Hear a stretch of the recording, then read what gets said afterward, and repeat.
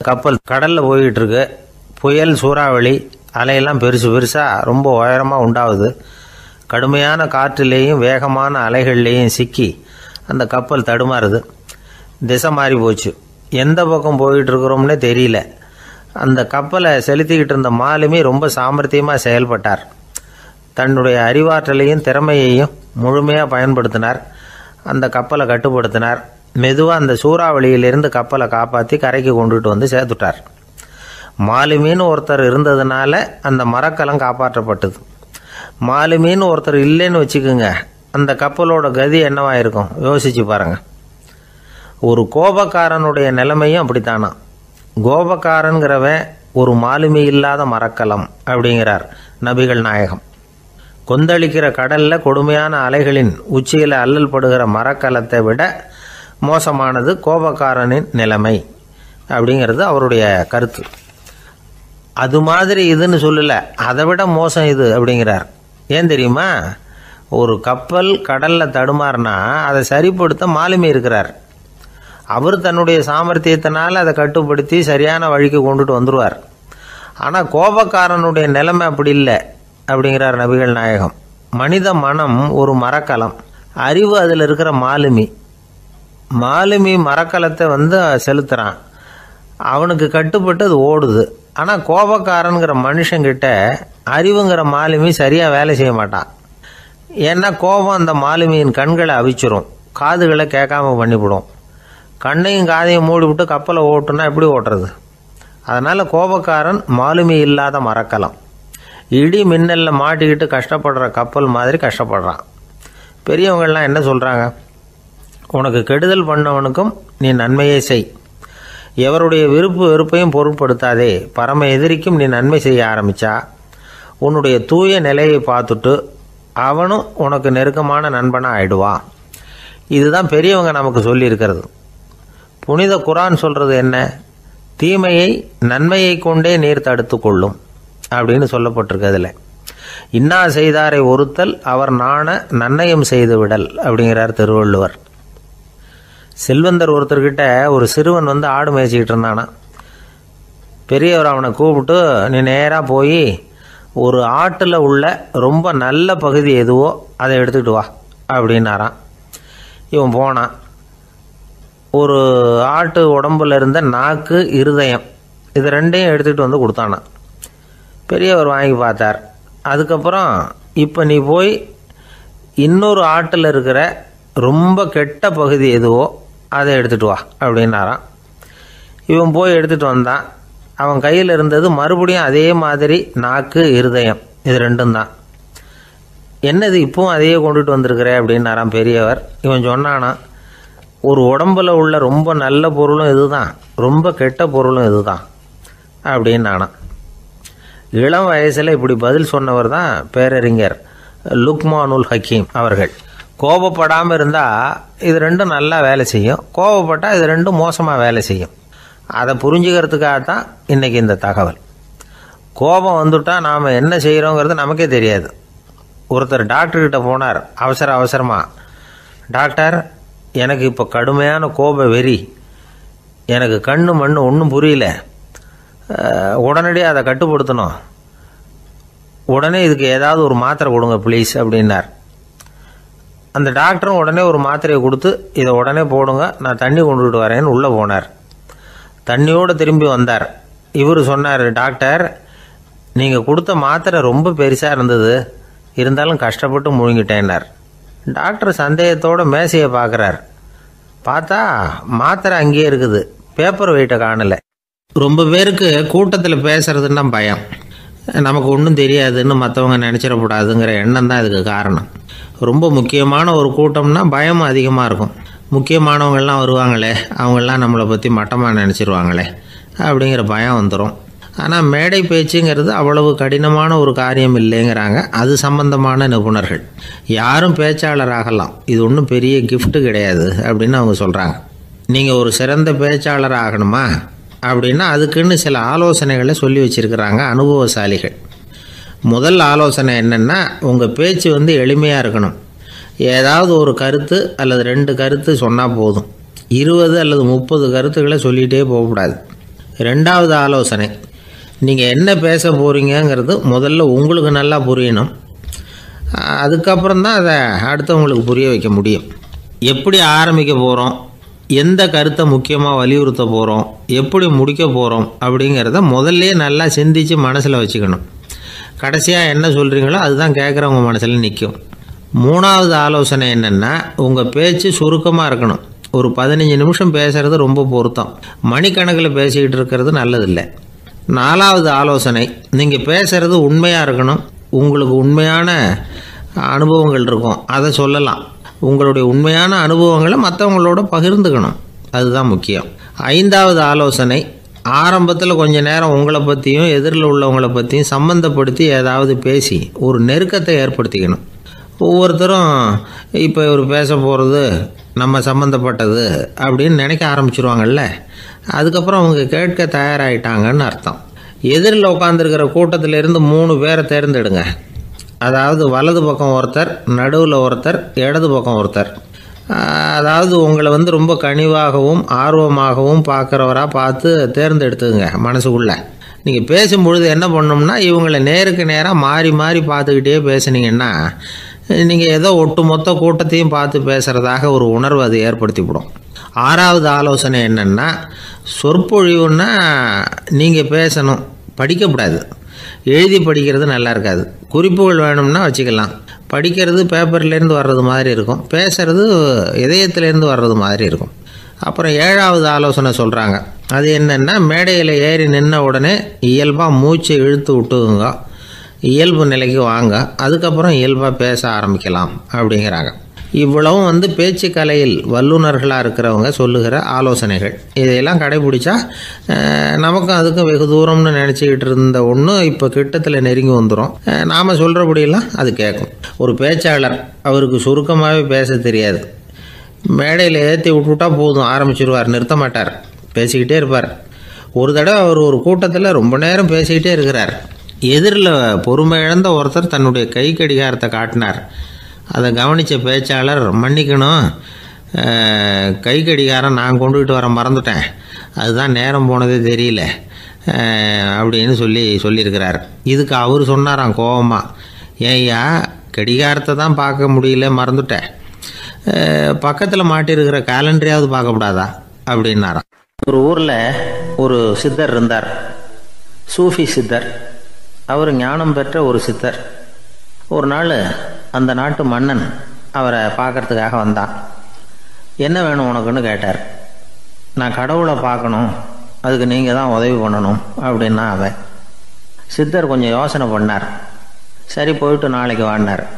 அதே மாதிரி மன்னன் போயிட்டு அடுத்த நாள் வந்தான்.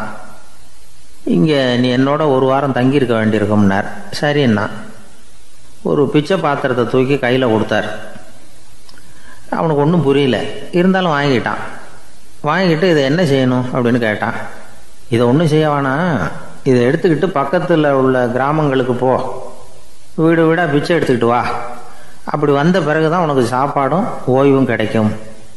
ஒரு வாரம் அப்படி செய், அதுக்கப்புறம் 8வது நாள் நாம் கடவுளை பற்றி யோசிக்கலாம் அப்படின்னார். இப்படி இவர் சொன்னதை கேட்டதும் அந்த அரசனுக்கு அதிர்ச்சி ஆயிட்டுது. ஒரு மாதிரி ஆயிட்டான். தன்னுடைய சொந்த நாட்டில் சொந்த குடிமக்கள்கிட்ட போய் பிச்சை எடுக்கிறதா அப்படின்னு யோசனை பண்ணி பார்த்தான். அதுக்கப்புறம் மெதுவாக அவன் அந்த சித்தரை பார்த்தான். ஐயா, சொந்த நாட்டிலேயே பிச்சை எடுக்கிறதுன்னா எனக்கு ஒரு மாதிரியாக இருக்குது, வெக்கமாக இருக்குது. நான் வேணும்னா வெளி தேசத்தில் எங்கேயாவது போய் பிச்சை எடுக்கவா அப்படின்னு கேட்டான். இதுக்கு அந்த சித்தர் ஒரு சம்மதிக்கலை.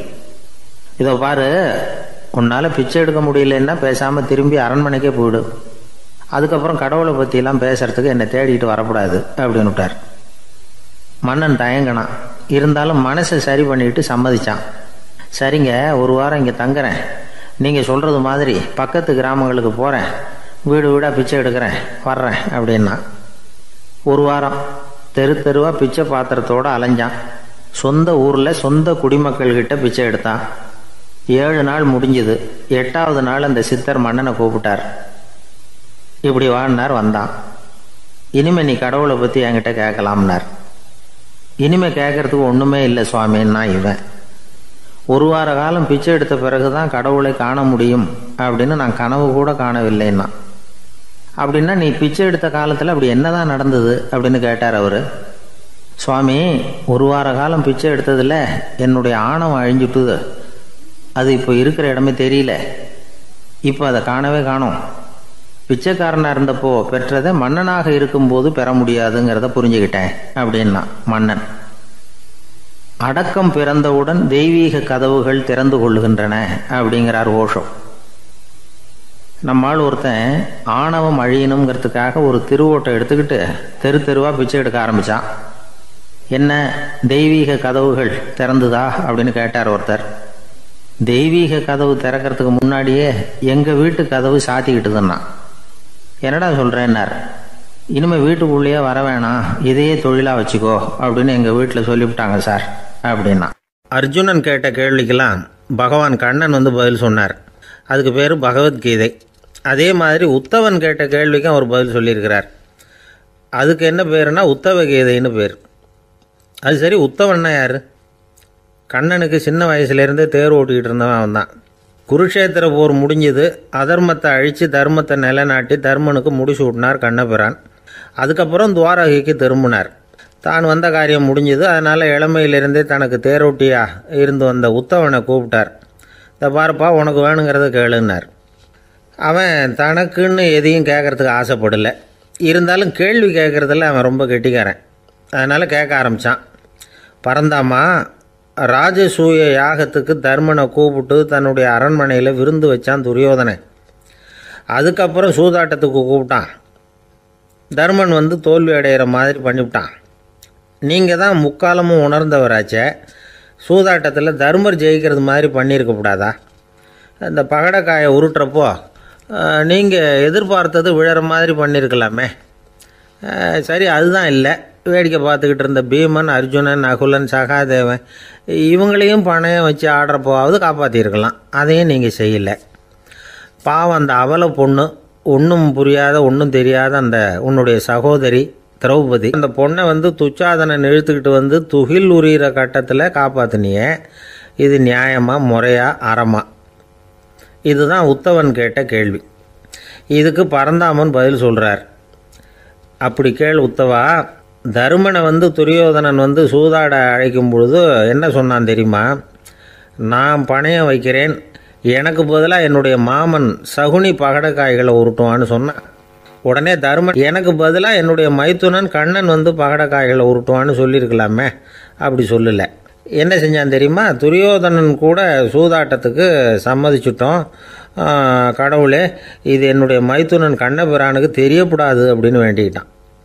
இதனால் தருமன் வந்து எனக்கு வந்து மனசால் தடை போட்டுட்டான். அதனால் அரண்மனைக்கு வெளியிலேயே என்னை கூப்பிடுவாங்கன்னு நான் காத்துக்கிட்டு இருந்தேன். பீமன், அர்ஜுனன், நகுலன், சகாதேவன், திரௌபதி இவங்கள பணையம் வச்சு ஆடுறப்போவாவது கூப்பிடுவாங்கன்னு பார்த்தேன். அப்பவும் அவங்க என்னை கூப்பிடல, நினைக்கல. திரௌபதியை வந்து துச்சாதனன் கூந்தலை பிடிச்சி இழுக்கிறான். அப்போ கூட அவள் தன்னுடைய உடல் பலத்தால் தடுக்கிறதுக்கு முயற்சி பண்ணாலே தவிர என்ன நினைக்கல. துரியோதனன் சபைக்கு இழுத்து செல்லப்பட்ட திரௌபதி அறநூல்களையும் அரச நீதிகளையும் சொல்லிக்கிட்டு இருந்தாலே தவிர என்ன நினச்சே பார்க்கல. துகில் உரிகிற கட்டத்தில் தான் ஹரி ஹரி கண்ணா பரந்தாமன்னு கூப்பிட்டா. அதனால தான் அப்போ போய் நான் காப்பாற்றினேன் அப்படின்னா பரந்தாமன். அப்படின்னா நீ அழைச்சாதான் போவியா, நீயா போக மாட்டியா அப்படின்னு கேட்குறான் உத்தவன். ஆமாம், நான் கூப்பிட்டா தான் போவேன். மனிதர்கள் செய்யக்கூடிய செயல்களையெல்லாம் அவங்கவுங்க போக்கிலேயே விட்டுட்டு வேடிக்கை பார்த்துக்கிட்டு இருப்பேன். நான் குறுக்கிட்டு வந்து ஒன்றுமே செய்ய மாட்டேன் அப்படின்னா பரந்தாமன். மனுஷன் தவறு பண்ணுனா திருத்த மாட்டியா, சும்மா பார்த்துக்கிட்டு தான் உட்காந்துருப்பியா அப்படின்னு கேட்குறான் உத்தவன். நான் மனுஷனுடைய உள்ளத்தில் இருக்கிறப்போ என் எதிரில் மனுஷன் தவறு பண்ண மாட்டான் அப்படின்னு ஆனால் கண்ணன். அதாவது யார் நினைக்கிறாங்களோ அவங்க உள்ளத்துலலாம் அவன் இருக்கிறான். அப்படி இருக்கிறப்போ தவறு செய்ய மனுஷன் அஞ்சுவான். இதுதான் உத்தவ கீதைங்கிறது. இந்த காலத்துலேயும் சில பேர் பகவான் மாதிரி அடுத்தவங்க கஷ்டப்படுறத வேடிக்கை பார்த்துக்கிட்டு இருக்கிறது உண்டு. அன்றைக்கி அப்படித்தான். நடுத்தெருவில் ஒரு திருடனை பிடிச்சி எல்லாரும் சேர்ந்து அடிச்சுக்கிட்டு இருக்கிறாங்க. ஒரு ஆள் மட்டும் தள்ளி நின்று அதை வேடிக்கை பார்த்துக்கிட்டு இருக்கான். பார்த்துக்கிட்டு சிரிச்சுக்கிட்டு இருக்கிறான். என்ன சார் இது, பாவம் அந்த ஆளை போட்டு அப்படி அடிக்கிறாங்களே அப்படின்னோம்.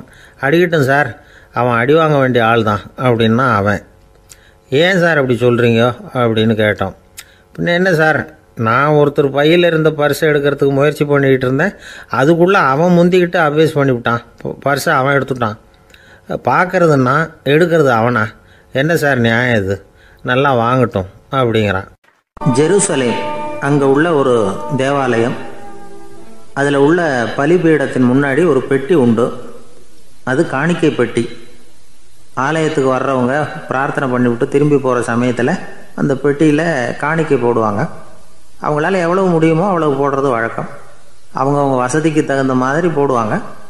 வசதி உள்ளவங்களாக இருந்தாலும் சரி, வசதியே இல்லாத வறியவர்களாக இருந்தாலும் சரி, ஆலய காணிக்கை பெட்டியில் காசு போடுறது அவங்களுக்கு ரொம்ப பெருமையான ஒரு செயல். ஒரு சமயம் இயேசு தம்முடைய சீடர்களோடு அந்த ஆலயத்துக்கு வரார். அங்கே உட்காந்து ரொம்ப நேரம் வழிபாடு பண்ணிகிட்டு இருக்கிறார். சீடர்களும் அந்த ஜபத்தில் கலந்துக்கிட்டாங்க. வழிபாடு முடிஞ்சுது. இயேசு உட்காந்துருக்கிறார். காணிக்கை பெட்டியில் காசு போடுறவங்கள கவனிக்கிறார். சீடர்களும் அதையே கவனிச்சுக்கிட்டு இருக்கிறாங்க. ரொம்ப பேர் வரிசையாக வந்தாங்க. அவங்களால முடிஞ்ச அளவுக்கு காசு போட்டுட்டு அவங்க பாட்டுக்கு போய்கிட்டு இருக்கிறாங்க. வசதியானவங்க நிறைய பேர் வந்தாங்க. அதுக்கு மத்தியில் வயசான ஒரு அம்மா, அவங்களும் வந்து காசு போட்டுட்டு போகிறாங்க. இப்போ இயேசு தன்னுடைய சீடர்கள் பக்கம் திரும்பினார். ஒரு கேள்வி கேட்டார். இப்போ இந்த காணிக்கை பெட்டியில் நிறைய பேர் வந்து காசு போட்டுட்டு போகிறத நீங்கள் கவனிச்சிங்க. இன்னைக்கு இந்த காணிக்கை பெட்டியில் ரொம்பவும் அதிகமாக காசு போட்டது யார் அப்படின்னு கேட்டார். முதல்ல வந்தார ஒரு பெரிய மனுஷன், அவர் தான் அதிகமாக போட்டார் அப்படின்னார் ஒருத்தர். மூணாவதாக வந்தவர் தான் அதிகமாக போட்டார், நான் கவனித்தேன் அப்படின்னாரு இன்னொருத்தர். இப்படி ஆளுக்கு ஒரு விதமாக சொல்கிறாங்க. கடைசியாக இயேசு சொன்னாராம், இன்றைக்கு அந்த பெட்டியில் அதிகமாக காசு போட்டவங்க அந்த வயசான அம்மா தான் அப்படின்னாராம். சீடர்களுக்கு ஒன்றும் புரியல. அந்த அம்மா ரொம்பவும் ஏழையாச்சே, அவங்க எப்படி அதிகமாக காணிக்கை செலுத்த முடியும் அப்படிங்கிறது அவங்க சந்தேகம். இயேசு விளக்குனார். நிறைய பேர் வந்தாங்க, நிறையவே காசுகள் போட்டாங்க, அது உண்மைதான். ஆனால் அந்த அம்மா என்ன பண்ணாங்க கவனிச்சிங்களா? வந்தாங்க, தன்னுடைய காசு பையை திறந்தாங்க, அப்படியே கொட்டுனாங்க. அதில் இருந்தது ரெண்டு காசுகள் தான். அந்த 2 காசும் காணிக்கை பெட்டியில் விழுந்துட்டுது. மற்றவங்கள்லாம் தங்கள்கிட்ட இருந்த செல்வத்தின் ஒரு சிறு பகுதியை எடுத்து பெட்டியில் போட்டாங்க. ஆனால் இந்த அம்மா தன்கிட்ட என்ன இருந்ததோ அதை அப்படியே போட்டுட்டாங்க. தன்னுடைய பிழைப்புக்காக வச்சிருந்த அவ்வளவையும் இழக்கிறதுக்கு தயாராகிட்டாங்க. அவ்வளவு தாராள மனசு அவங்களுக்கு. அதனால் அவங்க செலுத்தின காணிக்கை தான் அளவில் அதிகம் அப்படின்னார். விலை மதிப்பில்லாத முத்து புதையல் ஒருத்தனுக்கு கிடைக்க போகுதுன்னு வச்சுக்கோங்க. அதன் மதிப்பை உணர்ந்தவன் என்ன பண்ணுவான்? அதை அடையிறதுக்காக தன்கிட்ட இருக்கிற எதையும் கொடுக்கறதுக்கு தயாராக இருப்பான் இல்லையா? அது மாதிரி தான் இதுவும் அப்படின்னார். உலக மதிப்பீடுகளை துரும்பா தூசியாக மதித்து அதையெல்லாம் உதறி விடுகிறவன் இறையருள் அப்படிங்கிற இணையில்லாத செல்வத்தை பெறுகிறான் அப்படிங்கிறது இதில் உள்ள கருத்து.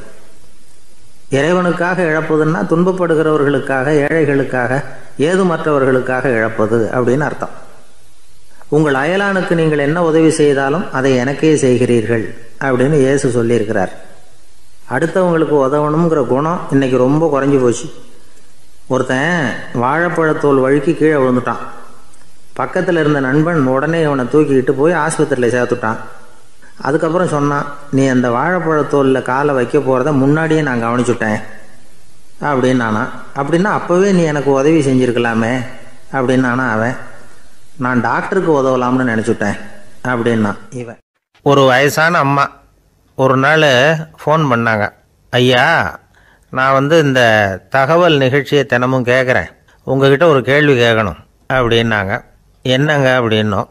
எனக்கு சொந்தமாக ஒரு நல்ல வீடு இருக்குது, வேணுங்கிற அளவுக்கு பணமும் இருக்குது, கணவரும் ரொம்ப நல்லவர், ரிட்டையர் ஆகி வீட்டில் தான் இருக்கிறார், பிள்ளைங்கள்லாம் பெரிய பெரிய உத்தியோகத்தில் இருக்கிறாங்க, அதில் ஒருத்தன் ஐஏஎஸ், பணம்லாம் கூட நிறைய கொண்டாந்து கொடுக்குறாங்க. அப்படி இருந்தும் என் மனசில் நிம்மதி இல்லை, வாழ்க்கையில் ஒரு நிறைவு இல்லை அப்படின்னாங்க. ஏன்னு கேட்டோம். அதைத்தான் நான் உங்களை கேட்குறேன், ஏன் அப்படி அப்படின்னு திருப்பி கேட்குறாங்க. எங்களுக்கு ஒன்றும் புரியல. கொஞ்ச நேரம் குழம்பி போயிட்டோம். இருந்தாலும் அதை அவங்கக்கிட்ட காட்டிக்காமல் கொஞ்சம் சாமர்த்தியமாக, ஏம்மா உங்கள் மனசில் நீங்கள் ஏதோ ஒன்று எதிர்பார்க்குறீங்க, அது நிறைவேறலை அப்படி தானே அப்படின்னு கேட்டோம். ஆமாம் அப்படின்னாங்க. அதுக்கப்புறம் அவங்கக்கிட்ட கொஞ்சம் மனம் விட்டு பேசுகிறப்போ தானாக விஷயம் வெளியில் வந்தது. அதாவது அவங்க பிள்ளைங்க பெரிய பெரிய உத்தியோகத்தில் இருக்கிறதுனால அவசரமாக பார்த்துட்டு ஓடுறாங்களாம். ஆசையாக அம்மான்னு கூப்பிட்டுக்கிட்டு கிட்ட உட்காந்து கொஞ்ச நேரமாவது என்கிட்ட பேசினா தானே என் மனசு கொஞ்சம் நிம்மதியாக இருக்கும். அது அவங்களுக்கு தெரிய மாட்டேங்குதே அப்படிங்கிறாங்க. இதுதான் அவங்களுடைய ஏக்கம். இந்த ஏக்கம் அந்த தாயின் மனசில் இருந்துக்கிட்டு இருக்குது. இப்படி மகனுடைய அன்புக்காக மட்டுமே ஏங்குற தாய்மார்கள் பல பேர் இருக்கிறாங்க இந்த உலகத்தில். இதை நினைக்கிறப்போ ஒரு வெளிநாட்டு நாடோடி கதை ஞாபகத்தில் வருது. அதாவது கடவுள் படைப்பு தொழிலில் ரொம்ப மும்முரமாக ஈடுபட்டுக்கிட்டு இருந்தாராம். மீன்களை படைச்சாராம், பறவைகளை படைச்சாராம், விலங்குகளை படைச்சாராம். அவருக்கு திருப்தி ஏற்படலை.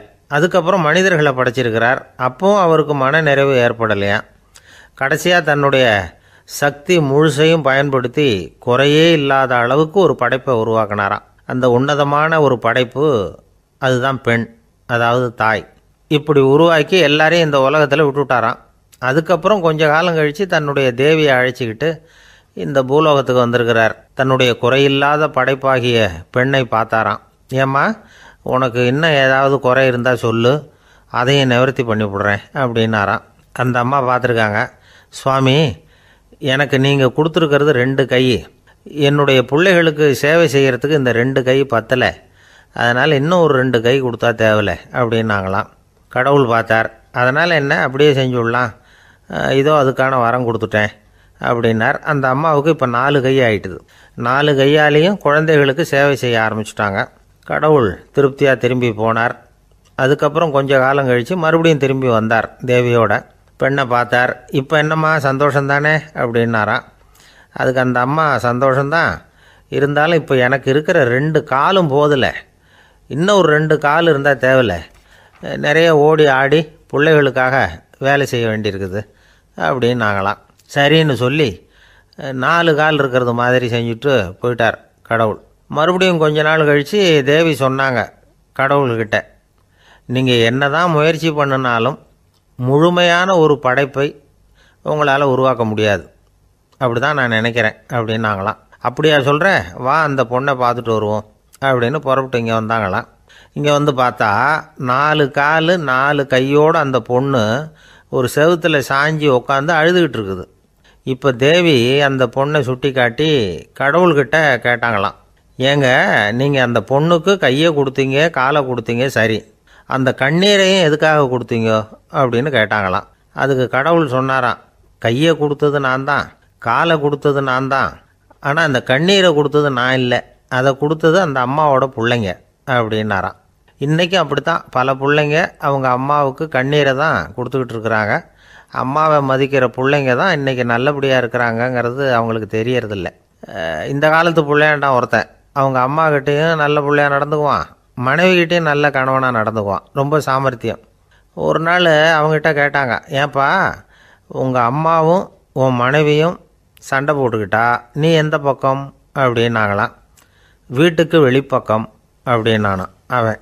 அங்கே ஒரு புதர் தெரியுது இல்லையா, இந்த புதருக்குள்ளே ஒரு சிங்கம் இருக்குது, அந்த பக்கமாக நான் போகிறப்போ வர்றப்போலாம் அது என்கிட்ட வம்பு வளர்க்குது, தகராறு செய்யுது, என் மேலே பாயுது, என்னை தாக்குது, ஏன்னு தெரியல அப்படின்னுது. இதை கேட்டதும் அந்த குரங்கு சொல்லிச்சு, இனிமேல் கவலைப்படாத, இந்த தடவை நான் உன்னை காப்பாற்றுறேன்னுது.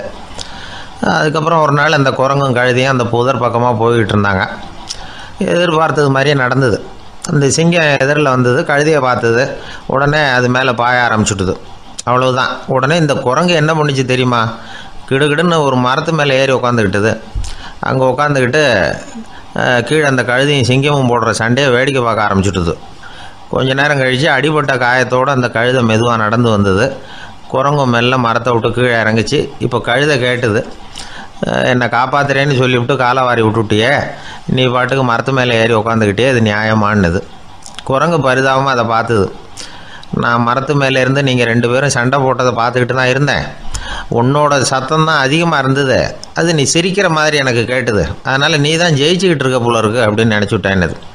இன்றைக்கி பல பேர் இப்படி தான் இருக்கிறாங்களாம். யார் ஜெயிக்கிறாங்க யார் தோக்குறாங்கங்கிறத முகத்தை பார்த்து கூட கண்டுபிடிக்க முடியறதில்ல, பேசுகிற பேச்சை வச்சு கூட கண்டுபிடிக்க முடியறதில்ல. தோற்கிறவங்க கூட சிரிக்கிற மாதிரி முகத்தை வச்சுக்கிறான். இன்றைய மனிதர்கள்கிட்ட ஏகப்பட்ட முரண்பாடுகள், பொய் முகங்களோட உலவுகிறவர்கள் தான் அதிகம். உண்மை முகம் எங்கே இருக்குது அப்படிங்கிறத புரிஞ்சுக்கிட்டு நண்பர்களை தேர்ந்தெடுக்கணும் அப்படிங்கிறது ஒரு முக்கியமான கருத்து. கடவுள் இந்த உலகத்தை படைச்சு விட்டு அதுக்கப்புறமும் கொஞ்ச நாள் இங்கேயே தங்கியிருந்தாராம். அப்போ தான் அவருக்கு ஒரு உண்மை புரிஞ்சுதான், இந்த உலகத்தில் தங்கி இருக்கிறது எவ்வளோ இடைஞ்சல்னு. தினமும் மனிதர்கள் தேடி வந்து ஏதாவது புகார் சொல்லிக்கிட்டே இருந்தாங்களாம். எனக்கு அது வேணும் இது வேணும்னு கேட்டுக்கிட்டே இருந்தாங்களாம். சில பேர் வந்தாங்க, நாங்கள் வந்து விவசாயம் பண்ணுறோம், தண்ணி இல்லாமல் பயிர் காயுது, எங்களுக்கு மழை வேணும் அப்படின்னாங்க. அவங்க போனதும் அதுக்கப்புறம் சில பேர் வந்தாங்க, நாங்கள் வந்து மண்பானை செய்கிறவங்க, நிறைய பானை செஞ்சு வச்சுருக்குறோம், மழை பெஞ்சால் எல்லாம் கரைஞ்சி வீணாக போயிடும், அதனால் இன்றைக்கி மழை பெய்யக்கூடாதுன்னாங்க. கடவுள் பார்த்தார், அவருக்கு என்ன பண்ணுறதுன்னே தெரியல, ஏகப்பட்ட குழப்பம், தலையை பிச்சுக்கலாம் போல் இருந்தது, கிட்டத்தட்ட பைத்தியம் பிடிக்கிற அளவுக்கு ஆகிட்டுது. எல்லாருடைய ஆசைகளையும் அவரால் நிறைவேற்ற முடியல, ஏன்னா ஒன்றுக்கு ஒன்று முரண்பாடாக இருந்தது. ஒரு நாள் தன்னுடைய அமைச்சரவையை கூட்டி ஆலோசனை கேட்டார். என்ன செய்யலாம்னு சொல்லுங்கன்னார். இது என்ன பிரமாதம், பேசாமல் இமயமலை அடிவாரத்தில் போய் உட்காந்துங்க, யாரும் தொந்தரவு பண்ண மாட்டாங்கன்னாங்க. அங்கேயும் மனிதர்கள் வர ஆரம்பிச்சுருவாங்களேன்னார் கடவுள். சரி அப்படின்னா சந்திரனில் போயிருந்துக்கலாமேன்னாங்க. அங்கேயும் மனுஷன் குடி வர போகிறான் அப்படின்னார் கடவுள். வெகு தூரத்துக்கு அப்பால் உள்ள நட்சத்திர மண்டலத்துக்கு போயிடலான்னாங்க. இதெல்லாம் நிரந்தர தீர்வாகாது, நிரந்தரமாக இந்த மனிதனுடைய தொல்லையிலேருந்து நான் விடுபடணும், அதுக்கு ஏதாவது வழி சொல்லுங்கன்னார் கடவுள். ஒரு வயசான ஆள் வந்தார். கடவுளுக்கு காதோட காதாக ஒரு வழியை சொன்னார். கடவுளுக்கு முகம் மலர்ந்தது. அதுதான் சரி, அப்படியே செஞ்சுடலான்னார். அந்த ஆள் சொன்ன ரகசியம் என்ன தெரியுமா? மனிதனால் அடைய முடியாத ஒரு இடம் இருக்குது, அது வேறு எங்கேயும் இல்லை, அவனுக்கு உள்ளே இருக்குது, அங்கே போய் மறைஞ்சிங்க, அதுக்கப்புறம் மனிதர்களால் உங்களுக்கு தொந்தரவு இருக்காதுன்னார். மனிதன் நினைக்காத இடம் அதுதான். அதாவது உள்ளுக்குள்ளே இருக்கிற உண்மையை புரிஞ்சிக்காமல் வெளியில் எங்கேயோ அது இருக்கிறதாக நினச்சி வரட்டிக்கிட்டு அலையிறான் மனுஷன். உள்ளே இருக்கிற உண்மை புரிஞ்சால் நாம் தன்னம்பிக்கையோடு தலை நிமிர்ந்து வாழலாம். வேடிக்கையாக ஒரு கதை சொல்லுவாங்க, இதை பாருங்கள், நம்ம பையன் எங்கே பணம் வச்சாலும் எடுத்து விட்றான், என்ன பண்ணுறதுன்னாங்க அம்மா. அப்பா கொஞ்சம் நேரம் யோசனை பண்ணார். அதுக்கப்புறம் சொன்னார், அவன் கண்ணில் படாத இடமா நம்ம வீட்டில் இருக்கிறது ஒரே இடம் தான், அங்கே பணத்தை வை திருட்டு போகாதுன்னார். அது எந்த இடம்னு கேட்டாங்க. அதுதான் அவன் பாட புஸ்தகம், அதில் வச்சிரு, அவன் தொடவே மாட்டான், பாட புத்தகத்தை தொடாமல் பரீட்சையில் வெற்றி பெற முடியாது அப்படிங்கிறத புரிஞ்சுக்கணும். உள்ளே இருக்கிற உண்மையை தொடாமல் வாழ்க்கையில் வெற்றி பெற முடியாது. அதனால் உண்மையை புரிஞ்சுக்கிட்டால் வாழ்க்கையில் வெற்றி நிச்சயம். சாலை ஓரமாக அழுதுகிட்டு உட்காந்துருந்தான். பிச்சை எடுத்து சாப்பிட்ற ஒருத்தன் அந்த பக்கமாக வந்தான். இவனை பார்த்தான். ஏன் அழுதுகிட்டு உட்காந்துருக்கிற, என்னாச்சு உனக்கு அப்படின்னு கேட்டான். அதுக்கு இவன் சொன்னான், என்கிட்ட ஒன்றுமே இல்லை, நான் இந்த உலகத்தில் இருந்து என்ன பிரயோஜனம், அதனால தான் அழுதுகிட்டு இருக்கிறேன் அப்படின்னா. உன்கிட்ட மறைஞ்சிருக்கிற புதையல் என் கண்ணுக்கு நல்லா தெரியுது, அது உனக்கு புரியல, அதனால தான் அழுதுகிட்டு இருக்கிற அப்படின்னா. என்னது, புதையல் இருக்குதா, உன் கண்ணுக்கு தெரியுதா அப்படின்னு கேட்டான். ஆமாம் எனக்கு தெரியுது, அந்த புதையலை நீ விற்கிறதுக்கு தயாராக இருக்கிறியா அப்படின்னு கேட்டான் இவன். இதை கேட்டதும் அந்த இளைஞனுக்கு ரொம்ப ஆச்சரியமாக போச்சு. என்னது இப்படி கேட்குறானே அப்படின்னு. என்கிட்ட ஒரு காசு கூட இல்லையே, அப்படி இருக்கிறப்போ புதையல் எங்கேருந்து வந்தது அப்படின்னா. இந்த நேரத்தில் அந்த பிச்சைக்காரன் சிரித்தான். இப்படி தான் இந்த உலகத்தில் எல்லோரும் சொல்லிகிட்டு இருக்கிறாங்க, என்கிட்ட ஒன்றுமே இல்லை ஒன்றுமே இல்லைன்னு சொல்லி. ஆனால் அவங்கக்கிட்ட தான் புதையல் இருக்குது, நீ வேணும்னா என் கூட வா, நம்ம நாட்டு அரசர்கிட்ட போவோம், உங்ககிட்ட இருக்கிற புதையலை அவர் நல்ல விலைக்கு எடுத்துக்குவார் அப்படின்னா. அது எப்படி உனக்கு தெரியும்னா, இதுக்கு முன்னாடியும் இது மாதிரி பல பேரை நான் வந்து ராஜா கிட்ட அழைச்சிட்டு போயிருக்கிறேன், அதனால தான் உன்னை பார்த்தேன், உன்னையும் கூப்பிட்றேன், நீ சரின்னு சொன்னால் உன்னை அழைச்சிட்டு போகிறேன், உங்ககிட்ட இருக்கிற புதையலை அவர் நல்ல விலை கொடுத்து எடுத்துக்குவார் அப்படின்னு சொன்னான். இவன் இப்படி சொல்கிறது அந்த இளைஞனுக்கு ஒன்றுமே புரியல. இது என்னது இந்த ஆள் இப்படி சொல்லிகிட்டு இருக்கிறான், நம்மக்கிட்ட என்ன இருக்குது, அதுவும் இல்லாமல் இவனே பிச்சை எடுத்து சாப்பிட்டுக்கிட்டு இருக்கிறான், இவன் போய் நம்மளை ராஜா கிட்ட அழைச்சிட்டு போகிறதா போகிறேங்கிறானே என்ன அப்படின்னு சொல்லி அவன் யோசனை பண்ணான். என்ன யோசிக்கிற, உனக்கு பணம் வேணும்னா என்னோட வா அப்படின்னா. இளைஞன் ஒரு முடிவுக்கு வந்தான். சரி, இங்கேயே உட்காந்துக்கிட்டு இருக்கிறத விட அங்கேயாவது போய் பார்ப்போமே, இங்கே அழுதுட்டு உட்காந்துருக்கிறதுல என்ன பிரயோஜனம், ஏதோ கூப்பிட்றான் போய் பார்த்துட்டு வருவோமே அப்படின்னு சொல்லி அவன் கூட புறப்பட்டான். பிச்சைக்காரன் முன்னாடி போயிட்டே இருக்கிறான், இந்த இளைஞன் பின்னாடி நடந்து போயிட்டுருக்கான். ரெண்டு பேரும் அரண்மனையை நோக்கி போகிறாங்க. பாதி வழி போயிருப்பாங்க. வழியில் அந்த பிச்சைக்காரன் சொன்னான், இதை பாரு, முன்னாடியே சில விஷயங்களை நாம் பேசிக்க வேண்டியிருக்கு, சரியாக தெளிவாக முடிவு எடுத்துக்கிட்டு அதுக்கப்புறம் ராஜாக்கிட்ட போகணும். ஏன்னா அங்கே போய் அது முடியாது இது முடியாதுன்னு நாம் நமக்குள்ளே சண்டை போட்டுக்கிட்டு இருக்க முடியாது. ராஜாவுக்கு விலையை பற்றி கவலையே இல்லை. எவ்வளவு சொன்னாலும் நமக்கு பணம் கிடச்சிரும். ஆனால் அதுக்கப்புறம் நான் இதை விற்கிறதுக்கு தயாராக இல்லைன்னு சொல்லிடக்கூடாது. அதனால் புதையலை விற்கிறதா இல்லையாங்கிறத இங்கேயே தெளிவாக முடிவு செஞ்சுக்கணும். இல்லைன்னா ராஜா கிட்ட போய் அங்கே போய் குழப்பிக்கிட்டு இருக்க முடியாது அப்படின்னு சொன்னான். இளைஞனுக்கு ஒன்றுமே புரியல. என்ன சொல்கிற நீ, என்கிட்டயா புதையலா, எங்கே இருக்குது அப்படின்னு சொல்லி குழம்பி போனான்.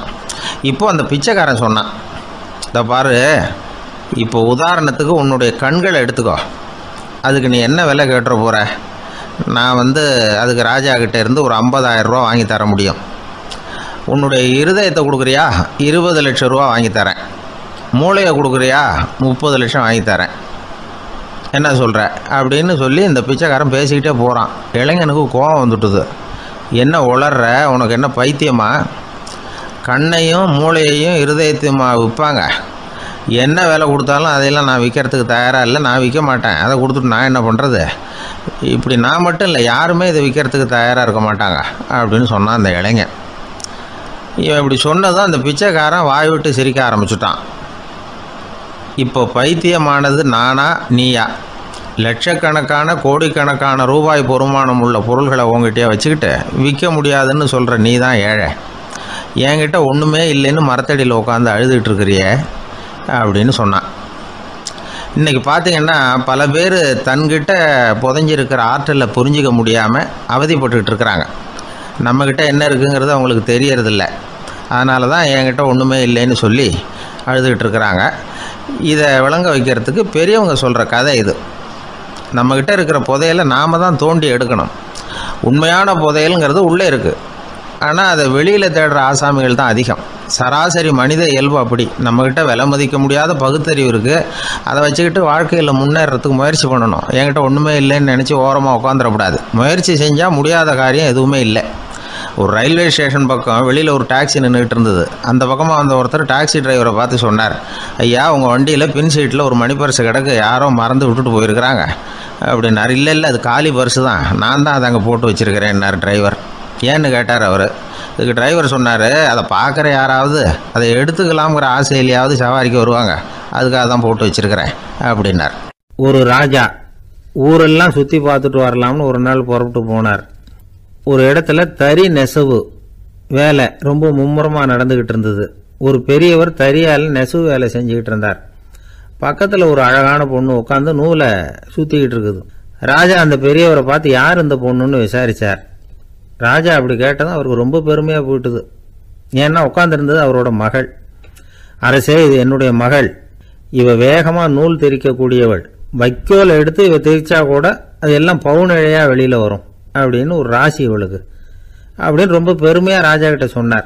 ராஜா இதை கேட்டதும் அசந்துட்டார். அப்படியா, இவ்வளவு அழகும் சாமர்த்தியமும் உள்ள இந்த பொண்ணு என்னோட வரட்டுமே, இவளை என் மருமகளை ஆக்கிக்கிறேன் அப்படின்னார் ராஜா. அந்த பெரியவருக்கு ஒன்றும் புரியல. ஏதோ கொஞ்சம் பெருமையாக சொல்ல போக அது இப்படி ஆயிட்டுதே அப்படின்னு கவலைப்பட்டார். இருந்தாலும் ராஜா பேச்ச தட்ட முடியுமா, மகளை அனுப்பி வச்சுட்டார். ராஜா அந்த பொண்ணை அரண்மனைக்கு அழைச்சிட்டு வந்தார். அங்கே ஒரு அறையில் வச்சு பூட்டி விட்டார். அந்த ரூமு நிறைய வைக்கோலை கொண்டாந்து போட்டு அடைச்சாங்க. 3 ராட்டைகள் வேற வச்சுருந்தாங்க.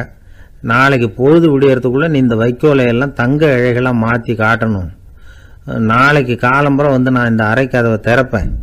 உன் தகப்பன் சொன்னது மாதிரி எல்லாம் தங்கமாக மாறி இருக்கணும், இல்லைன்னா நீ உயிர் தப்ப முடியாது அப்படின்னு உத்தரவு போட்டார். பாவம் அந்த பொண்ணு என்ன பண்ணும், பகல் பூரா அழுதுகிட்டே உட்காந்துருக்குது. ராத்திரி பூராவும் தூக்கம் வரல.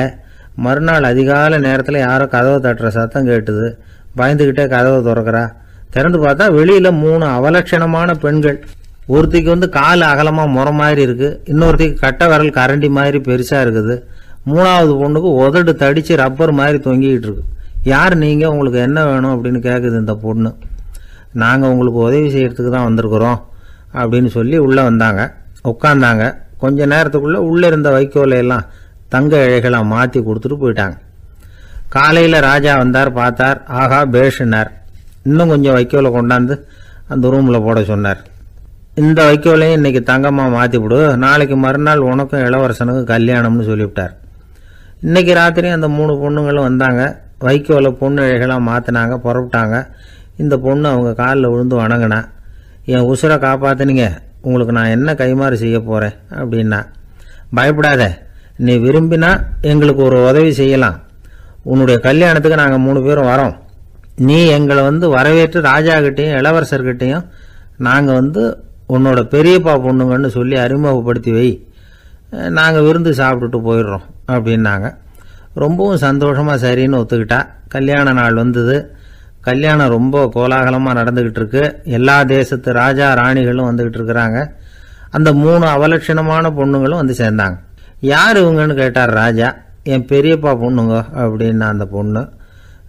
காலும் உதடும் கட்டை விரலும் ஏன் இப்படி உங்களுக்கு அவலட்சணம் ஆயிட்டுது அப்படின்னு கேட்டார். அதுக்கு அந்த பொண்ணுங்க பதில் சொன்னாங்க. என்ன செய்யறது, ஓயாமல் வைக்கோலை நூற்று ஒருத்தியோட கட்டை விரல் அப்படி கரண்டி மாதிரி ஆயிட்டுது. நாக்கில் தொட்டு தொட்டு திரிச்சதுனால ஒருத்தியோட உதடு அப்படி ஆயிட்டுது. காலால் கட்டையை அழுத்தி அழுத்தி தறி போட்டதுனால இன்னொருத்தையோட கால் அப்படி ஆயிட்டுது. உங்கள் மருமகளாக வந்திருக்கிற இந்த பொண்ணு அந்த 3ஐயுமே செய்ய தெரிஞ்சவ தான். என்ன ஆக போதும் இன்னும் கொஞ்ச நாளில் அப்படின்னாங்க. அவ்வளவுதான். ராஜா பயந்துட்டார். அம்மா, இன்னையிலேருந்து நீ இளவரசனின் மனைவி. நீ எப்பவும் அழகாக இருக்கணும். அதனால் நீ இனிமேல் வைக்கோலை திரிக்கவே கூடாது அப்படின்னு உத்தரவு போட்டார். அவளை இக்கட்டான சூழ்நிலையிலிருந்து காப்பாற்றின அந்த 3 பொண்ணுங்களும் சந்தோஷமாக திரும்பி போயிட்டாங்களாம். சுவாமி சின்மயானந்தர் இந்த கதையை சொல்லியிருக்கிறார். தன்னலம் மறந்து சுயலாபத்தை தியாகம் செய்கிறது வைக்கோல்ல இருந்து தங்க இழைய நூக்கிறது மாதிரி அப்படிங்கிறார் அவர். அது இருக்கட்டும், இப்ப நம்ம கதைக்கு வருவோம். ஒரு ராஜா தன்னோட மகனுக்கு சுயவரம் நடத்தினார். எல்லா தேசத்தில இருந்தும் ராஜகுமாரர்கள் வந்திருந்தாங்க. ராஜகுமாரியை கல்யாணம் பண்ணிக்கலாம்ங்கிற ஆசையில் சுயம்பர மண்டபத்திலிருந்து எல்லா ராஜகுமாரர்களும் அலறி அடிச்சுக்கிட்டு வெளியில் ஓடி வந்துகிட்டு இருக்கிறாங்களாம். ஏன் இப்படி எல்லாரும் மிரண்டு போய் ஓடி வர்றாங்கன்னு கேட்டார் ஒருத்தர். அதுக்கு இன்னொருத்தர் விவரம் சொன்னார். ராஜகுமாரியை இன்னைக்கு தான் அவங்க நேரில் பார்த்தாங்களாம், அதுதான் அப்படி ஓடி வந்துகிட்டு இருக்கிறாங்க அப்படின்னார். காசி மாநகரத்தை பிரம்மதத்தன் அப்படிங்கிற ராஜா ஆட்சி பண்ணிட்டு வந்தார். அவர் ஒவ்வொரு வருஷமும் ஒரு திருவிழா நடத்துறது வழக்கம். எல்லா தேசத்திலிருந்தும் எல்லா வகையான ஜனங்களும் அதில் கலந்துக்குவாங்க. ஒரு சமயம் அது மாதிரி விழா நடந்துகிட்டு இருந்தது. வைகுண்டத்திலிருந்து தேவலோகத்திலிருந்து நிறைய தேவகுமாரர்கள்லாம் காசி நகருக்கு அப்போது வந்திருந்தாங்க. அதில் முக்கியமாக ஒரு 4 தேவகுமாரர்கள். அந்த 4 பேரையும் சுற்றி ஏகப்பட்ட கூட்டம். அப்படி என்ன விசேஷம் அவங்கக்கிட்ட அப்படின்னா, மற்றவங்களை விட அவங்க முகம் அழகாக இருந்ததா அப்படி பார்த்தா அப்படியும் இல்லை. அவங்க அணிஞ்சிருந்த மலர் மாலைகள் தான் அதுக்கு காரணமாக. அந்த மலர்கள்லேருந்து அப்படி ஒரு அபூர்வமான நறுமணம். இதுக்கு முன்னாடி இப்படி ஒரு நறுமணத்தை அந்த ஊர் ஜனங்க அனுபவிச்சதே இல்லை. அதுதான் அந்த 4 பேரையும் சுற்றி கூட்டம். எல்லாரும் கேள்வி கேட்க ஆரம்பித்தாங்க. உடனே அந்த 4 தேவகுமாரர்களும் எல்லாருக்கும் தெரியும்படியாக வானத்தில் எழும்பி கொஞ்சம் உயரமாக நின்றுக்கிட்டாங்க. கீழே நின்றுக்கிட்டு இருந்த அரசன்லேருந்து ஆண்டி வரைக்கும் ஒருத்தர் பாக்கி இல்லாமல் ஒரே குரலில் எல்லாரும் அவங்கள பார்த்து, எங்களுக்கும் இது மாதிரி மாலையை போட்டுக்கணும்னு ஆசையாக இருக்குது, அதுக்கு நீங்கள் தான் அருள் பண்ணணும் அப்படின்னு கேட்டுக்கிட்டாங்க. மாலை போட்டுக்கிறதுனா எல்லாருக்கும் ஆசையாக தானே இருக்கும். அந்த 4 தேவகுமாரர்களில் ஒருத்தர் புத்தர் பிரான். அவர் சொன்னார், பூலோகவாசிகளே, நான் சொல்கிறத கொஞ்சம் பொறுமையாக கேளுங்க. கக்காரு அப்படிங்கிற கற்பக விருஷத்தின் மலர்களால் தொடுக்கப்பட்டது இந்த மாலை. இதுக்கு நிறைய சக்தி உண்டு. எந்த காலமும் இது வாடாது, வாசனையும் குறையாது. ஆனால் இதை அணிந்து கொள்றதுக்கு சில தகுதிகள் தேவை அப்படின்னார். என்ன தகுதி அது சொல்லுங்களேன் அப்படின்னு ஏக காலத்தில் எல்லாரும் சத்தம் போட்டாங்க. தீய இயல்புகள் உள்ளவங்க, இழிந்த சிந்தனை, இழிந்த செயல் உள்ளவங்க இந்த மாலையை அணிய முடியாது அப்படின்னார். அவ்வளோதான். கூட்டத்தில் சத்தம் போட்டவங்கள்லாம் மெதுவாக அப்படி அடங்க ஆரம்பிச்சிட்டாங்க. இன்னொரு தேவகுமாரன் சொன்னார், அடுத்தவங்க பொருளை அபகரிக்காதவன், அடுத்தவங்களுக்கு கெடுதல் பண்ணக்கூடிய பொய் பேசாதவன், பேராசையினால் கெட்ட வழியில் பொருள் ஈட்ட நினைக்காதவன் இந்த மாலையை போட்டுக்கலாம் அப்படின்னார். கூட்டத்திலிருந்து யாரும் முன்னுக்கு வரல. ஒரே ஒரு ராஜகுரு மட்டும் கொஞ்சம் முன்னாடி வந்தார். பெரியவர், படித்தவர். அவர், எனக்கு தகுதி இருக்குது அந்த மாலையை போட்டுக்கிறதுக்கு அப்படின்னார். வேற ஒன்றும் இல்லை, பொய் சொல்லியாவது அந்த மாலையை வாங்கிக்குவோமே அப்படின்னு முடிவு பண்ணிட்டார் அவர். அவ்வளோதான், மாலையை வாங்கிட்டார். அடுத்த தேவகுமாரன் பேசினார். யாருக்கு திடமான அறிவும் மனமும் இருக்குதோ, யாருக்கு நல்ல காரியங்களில் அசையாத ஈடுபாடு இருக்குதோ, நல்ல அரிய பொருள்களை தனியாக தான் மட்டும் அனுபவிக்க விரும்பாதவர் யாரோ அவர் முன்னாடி வந்து இந்த மாலையை வாங்கிக்கலாம் அப்படின்னார். அந்த தகுதியும் எனக்கு இருக்குன்னார் ராஜகுரு. மாலையை வாங்கி போட்டுக்கிட்டார். இன்னொரு ராஜகுமாரன் பேச ஆரம்பித்தார். அறநெறியில் செல்வம் சேர்க்கணும், ஆடம்பர பொருள்களுக்கு அடிமையாகக்கூடாது, வெற்றி அடைஞ்சாலும் கர்வம் வரக்கூடாது, அப்படிப்பட்டவங்க இந்த மாலையை போட்டுக்கலாம்னார். துணிஞ்சு பொய் சொல்லி அதையும் வாங்கி கழுத்தில் போட்டுக்கிட்டார் இந்த ராஜகுரு. இன்னொரு ராஜகுமாரன் சொன்னார், சான்றோர்களை நிந்திக்காதவங்க, புறம் பேசாதவங்க இந்த மாலையை போட்டுக்கலாம்னார். அதையும் வாங்கி போட்டுக்கிட்டார். திருவிழா முடிஞ்சுது, எல்லாரும் திரும்பி போயிட்டாங்க. மறுநாள் ராஜகுரு 4 மாலைகளையும் போட்டுக்கிட்டு ராஜசபைக்கு வரார். வந்தவர் ரொம்ப அவஸ்தையோடு வர்றார். மாலையெல்லாம் வாடி போயிட்டுது, வாசனை எதுவும் கிடையாது. அது மட்டும் இல்லை, அவருக்கு கடுமையான தலைவலி வேற வந்துட்டுது. துடிச்சு போயிட்டார். மாலையை கழட்டவும் முடியல. ஜனங்கள்லாம் அவரை பார்த்து சிரிக்க ஆரம்பிச்சிட்டாங்க. என்னத்துக்கு ஆசைப்படணும், ஏன் இப்படி கஷ்டப்படணும் அப்படின்னு. ராஜா பார்த்தார். மறுபடியும் விழாவுக்கு ஏற்பாடு பண்ணினார். தேவகுமாரர்கள்லாம் வந்தாங்க. ராஜகுரு வந்தார். மக்கள் முன்னிலையில் அவங்க காலில் விழுந்தார், மன்னிப்பு கேட்டுக்கிட்டார். இந்த மாலையை போட்டுக்கிற தகுதி எனக்கு இல்லை. தகுதி இல்லாத ஒருத்தன் தகாத தகுதியை பொய் மூலம் பெறணும்னு ஆசைப்படுறாங்களே, அவங்களுக்கெல்லாம் என்னுடைய தண்டனை ஒரு எச்சரிக்கையாக இருக்கட்டும்னார். அதுக்கப்புறம் தேவகுமாரர்கள் அவர் கழுத்தில் இருக்கிற மாலையை கழட்டினாங்களாம். அந்த மாலைகளும் பழையபடி மனம் கொடுக்க ஆரம்பிச்சுட்டு தான். இதுலேருந்து நாம் தெரிஞ்சுக்க வேண்டியது என்னென்னா, நமக்கு தகுதி இல்லாத ஒரு கௌரவம் நம்மக்கிட்ட தானாக வந்தால் கூட அதை தவிர்த்து விடுறது தான் நல்லது. அதுதான் புத்திசாலித்தனம். ஒருத்தர் வந்தார். சார், எங்கள் இலக்கிய மன்ற விழாவுக்கு நீங்கள் தலைமை தாங்கணும்னார். உடனே இவர் சொன்னார், பேச்சாளர், சார், இலக்கியத்தை பற்றி பேசுகிற தகுதி எனக்கு இல்லையே அப்படின்னார். உடனே அவர் கூப்பிட வந்தவர் சொன்னார், அந்த தகுதி உங்களுக்கு இல்லைங்கிறது எங்களுக்கும் தெரியும் சார், அதனால தான் உங்களை தலைமை தாங்க கூப்பிடுறேன் அப்படின்னார். அது சரி, தலைமைன்னா அதுக்கு இவர் என்னதான் அர்த்தம் பண்ணுறாருன்னு தெரியல. ஒரு பெரிய பியானோ கலைஞர் வியன்னாவில் இருந்தார். ரொம்ப புகழ்பெற்ற இசை கலைஞர் அவர். இங்கிலாந்து மகாராணி விக்டோரியா அவருடைய சங்கீதத்தை கேட்கணும்னு ஆசைப்பட்டாங்க. அவரை அரண்மனைக்கு கூப்பிட்டாங்களாம். பியானோ வாசிக்க சொல்லி கேட்டாங்களாம். இவரும் ரொம்ப பிரமாதமாக வாய்ச்சி காட்டியிருக்கார். உடனே பாராட்டி பரிசுகள்லாம் கொடுத்து அனுப்புனாங்களாம். அந்த இசையை கேட்கறதுல அரசிக்கு ரொம்பவும் ஆர்வம் உண்டு. அதனால் அதுக்கப்புறமும் அந்த கலைஞர் அடிக்கடி அரண்மனைக்கு வர வேண்டிய அவசியம் ஏற்பட்டது. ஏன்னா அரசி கூப்பிட ஆரம்பித்தாங்க. இவர் போகணும், அங்கே இசை நிகழ்ச்சி நடத்தணும். இவர் அங்கே பாடி வாசிக்கிறது உண்டு. ஒரு தடவை மகாராணி அவரை பார்த்து, உங்கள் நாட்டு தேசிய கீதம் பாடுங்களேன் அப்படின்னு கேட்டாங்களாம்.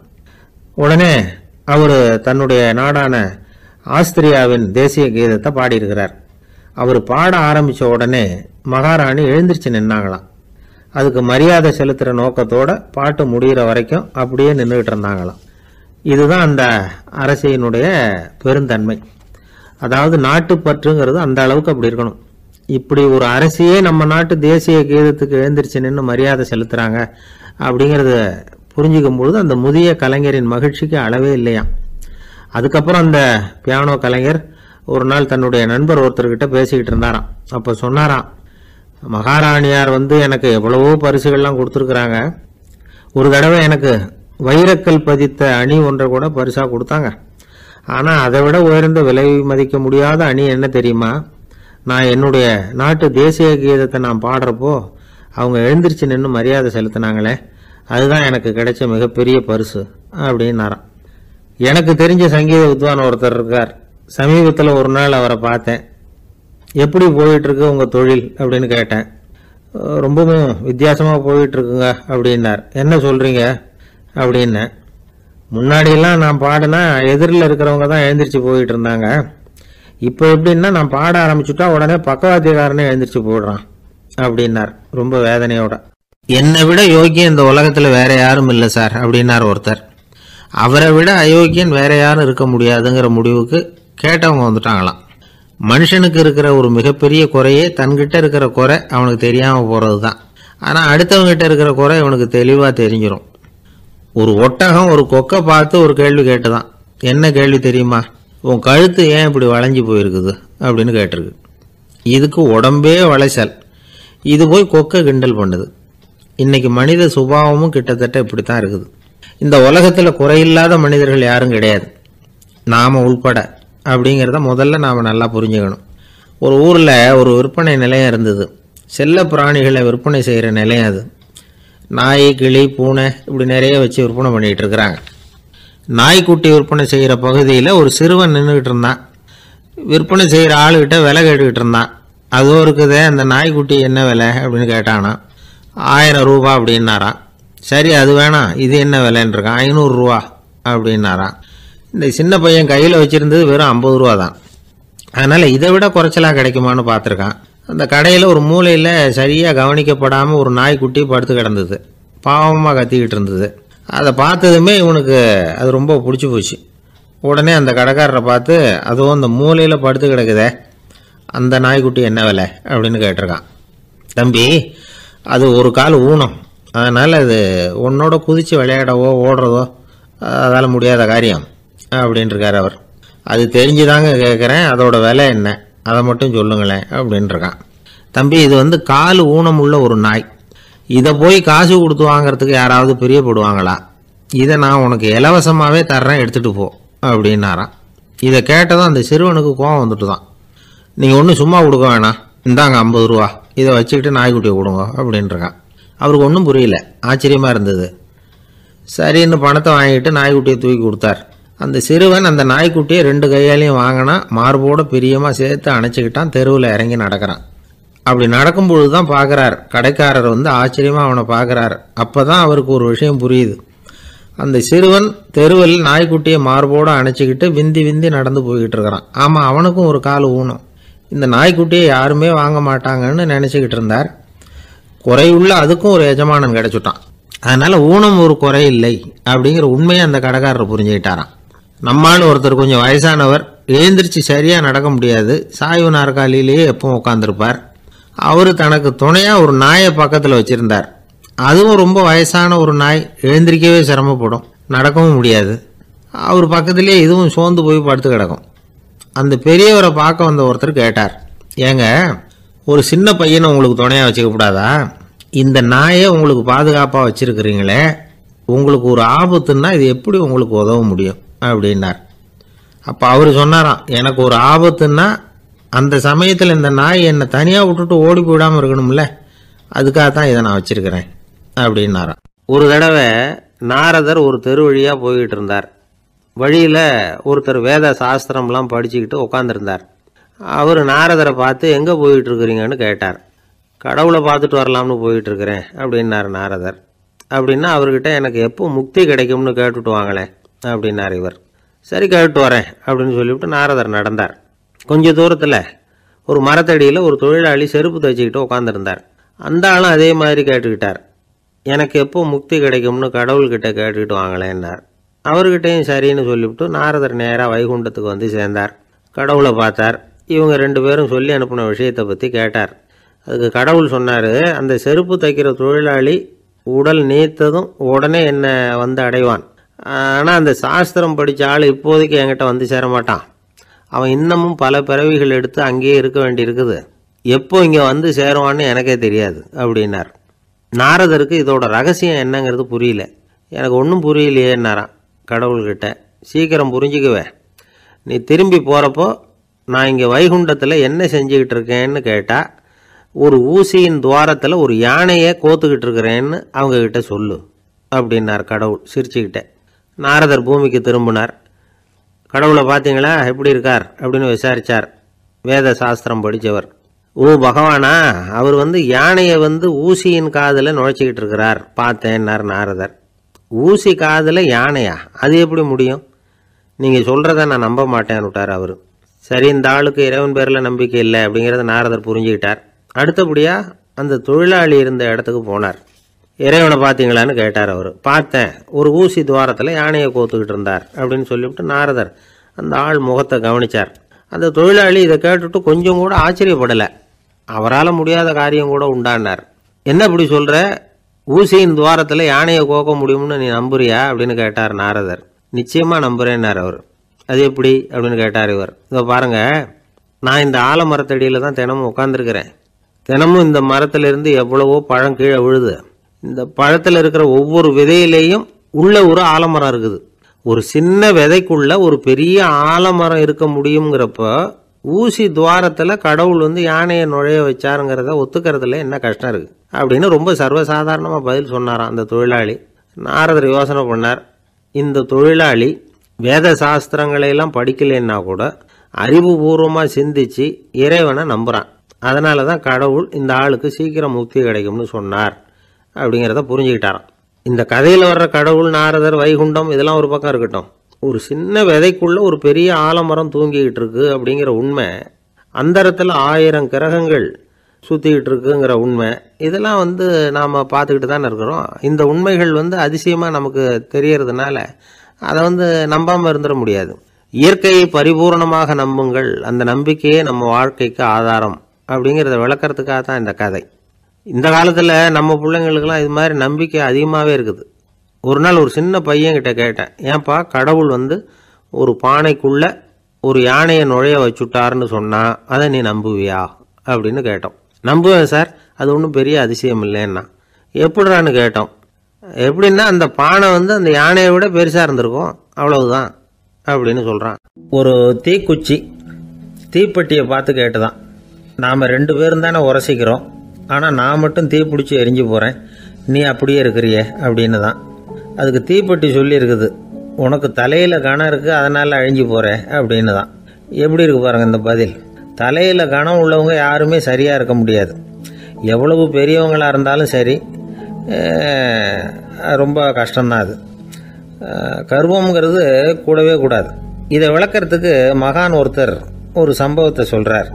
அர்ஜுனன் வந்து தீர்த்த யாத்திரை பண்ணானா, அப்போ தென்னிந்தியாவுக்கு வந்திருக்கிறான். ராமேஸ்வரத்துக்கு போனப்போ அங்கே இலங்கைக்கு கல்லுலாம் அடுக்கி போடப்பட்டிருந்த பாலத்தை பார்த்தானா. ஒரு சின்ன குரங்கு அதுக்கு பக்கத்தில் விளையாடிக்கிட்டு இருந்திருக்கு. அதை பார்த்துட்டு அர்ஜுனன் சிரிச்சிருக்கான். ஏன் சிரிக்கிறேன்னு கேட்டிருக்கு அந்த குரங்கு. ராமன் மிகச்சிறந்த வில் வீரன், அப்படி இருக்கிறப்போ அவன் வந்து இலங்கைக்கு அம்புகளாலேயே ஒரு பாலம் கட்டியிருக்கலாம். அதை விட்டுட்டு போயும் உன்ன மாதிரி குரங்குகளை துணையாக வச்சுக்கிட்டு இப்படி ஒரு கருங்கல் பாலத்தை கட்டியிருக்கிறானே அப்படின்னு நானா. அம்புகளால் பாலம் கட்ட முடியுமா அப்படின்னு கேட்டுதான் குரங்கு. ஏன் முடியாது, என்னால் முடியுமேன்னு இருக்கான் அர்ஜுனன். அம்பால் பாலம் கட்டலாம், இருந்தாலும் என்ன மாதிரி குரங்குகள் ஏறி நடந்தா அது தாங்குமா? அதனால தான் ராமர் வந்து கருங்கல் பாலமே கட்டினார் அப்படின்றது குரங்கு சொல்லிச்சான். அப்படியே சொல்கிற, நான் வேணும்னா இப்போ அம்புகளாலேயே ஒரு பாலத்தை கட்டுறேன், நீ அது மேலே ஏறி நடந்து பார். பாலம் விழுந்துட்டுதுன்னா நான் தீ மூட்டி அதில் குதித்து உயிர் தியாகம் பண்ணி விடுறேன் அப்படின்னு நான் ரொம்ப கோபமாக. உடனே அந்த சின்ன குரங்கு பெரிய உருவம் எடுத்துட்டு தான் கையில் கதையோடு அர்ஜுனன் முன்னாடி நிற்கிறான் அனுமன். பார்த்தா, என்னுடைய தலைவர் ராமரையா இழிவாக பேசுகிற, நீ இப்போ பாலம் கட்டு, நான் என்னுடைய பலத்தை காட்டுறேன் அப்படின்னு அனுமன். அர்ஜுனன் வந்து தன்னுடைய காண்டிபத்தை எடுக்கிறான், சரமாரியாக அம்புகளை விடுறான். அதெல்லாம் ஒன்றோட ஒன்று கோத்துக்கிட்டு அப்படியே பாலம் மாதிரி நிற்கிது. அர்ஜுனன் தலை நிமிர்ந்து நின்னான். அனுமன் வந்து உயர கிளம்பி அங்கேருந்து பாலத்தில் வந்து பொத்துன்னு இறங்கினான். பாலம் அப்படியே நொறுங்கி போச்சு தூள் தூளா.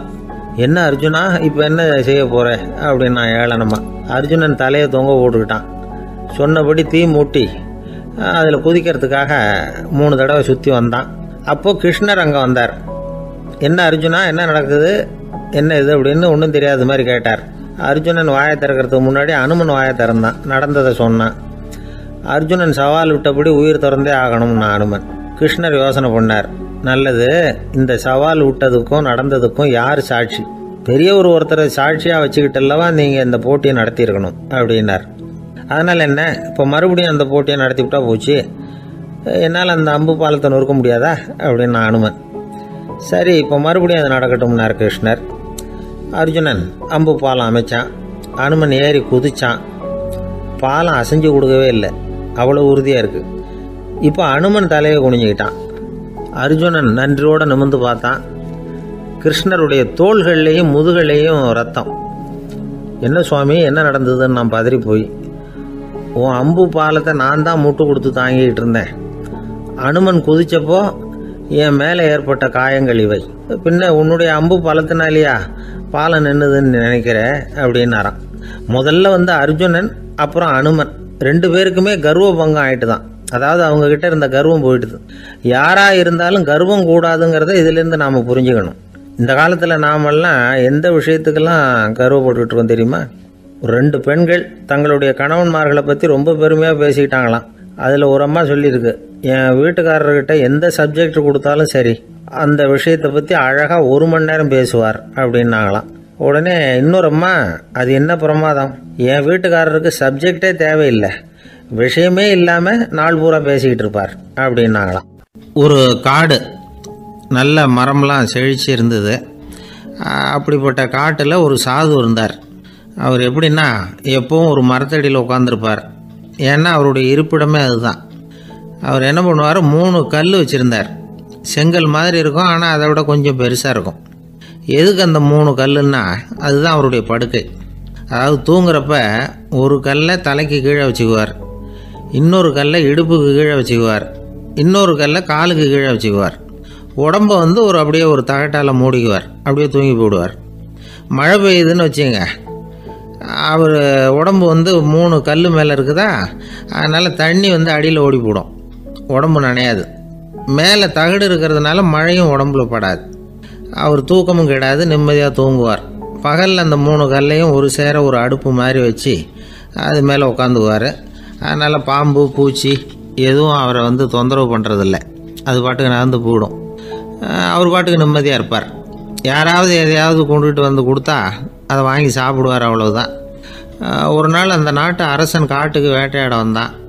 அந்த வழியாக வந்தப்போ இந்த சாது படுத்துருக்கிறத பார்த்தான், பரிதாபப்பட்டான். ஐயோ பாவம், இவர் இப்படி இந்த கல் மேலே உடம்பை வச்சுக்கிட்டு தூங்குறாரு, என்ன பாடுபடுவார், இவரை நாம் வந்து அரண்மனைக்கு அழைச்சிட்டு போய் சுகமாக நிம்மதியாக இருக்கிறதுக்கு வழி செஞ்சு கொடுப்போம், அது ரொம்ப நல்லாயிருக்கும் அப்படின்னு நினச்சான். அப்படி நினச்சிக்கிட்டே அரண்மனைக்கு வந்துட்டான். அதுக்கப்புறம் ஒரு பல்லக்கையும் 2 சேவகர்களையும் காட்டுக்கு அனுப்பி அந்த சாதுவை மெதுவாக இங்கே அழைச்சிட்டு வந்துடுங்க அப்படின்னு சொல்லி அனுப்பி வச்சான். இவங்க போய் அவர்கிட்ட விவரத்தை சொன்னாங்க. எனக்கு என்னத்துக்கு அரண்மனை வாசம் அப்படின்னார். இருந்தாலும் மன்னர் உத்தரவு, நீங்கள் அவசியம் வரணும் அப்படின்னாங்க இவங்க. சரின்னு சொல்லிவிட்டு வேறு வழி இல்லாமல் புறப்பட்டார். புறப்படும் பொழுது என்ன பண்ணாருன்னா, மறக்காமல் அந்த 3 கல் ஒரு தகடு அதையும் எடுத்து பல்லக்கில் வச்சுக்கிட்டார். என்னத்துக்கு இதையெல்லாம் எடுத்து வைக்கிறாரு அப்படின்னு சொல்லி அவங்க யோசனை பண்ணாங்க. இருந்தாலும் அதை பற்றி ஒன்றும் கேட்கல. பேசாமல் அவரை அழைச்சிட்டு போய் அரண்மனையில் விட்டுட்டாங்க. அரசன் ஓடி வந்தான், வரவேற்றான், அறுசுவை உணவு படைத்தான். அவர் படுக்கிறதுக்கு தங்க கட்டில், பட்டு மெத்தை, இப்படி எல்லாம் ஏற்பாடு பண்ணி வச்சான். இங்கே படுத்து ஓய்வு எடுத்துக்குங்க அப்படின்னு சொல்லிவிட்டு அவன் பாட்டு போயிட்டான். மறுநாள் காலையில் வந்து பார்க்குறான், சாது படுத்துருக்கிறார். எப்படி தெரியுமா, அந்த பட்டு மெத்தை மேலே 3 கல்லையும் வச்சு வழக்கம் போலவே அது மேலே படுத்துருக்கிறார். அதுக்கு மேலே தகடு. அரசன் பார்த்துட்டு அதிர்ச்சி ஆகிட்டான். என்ன சுவாமி இப்படி அப்படின்னா, சாது சொன்னார், எனக்கு வந்து தேவையும் இல்லை குறையும் இல்லை, எல்லா இடத்துலையும் எனக்கு ஒரே மகிழ்ச்சி தான் அப்படின்னார். மகிழ்ச்சிங்கிறது தங்க கட்டிலேயோ பட்டு மெத்தையிலேயோ இல்லை, அது வந்து மனசில் இருக்கிற ஒரு விஷயம். உண்மையான மகிழ்ச்சிக்கு வழி வந்து மனப்பக்குவம் அப்படிங்கிறது அந்த அரசனுக்கு புரிஞ்சுதான். இந்த காலத்தில் ஒரு சாமியார், அவரை தேடி ஒரு சீடன் வந்தான். என்னாச்சு தெரியுமா, சுவாமி எனக்கு நிம்மதி வேணும்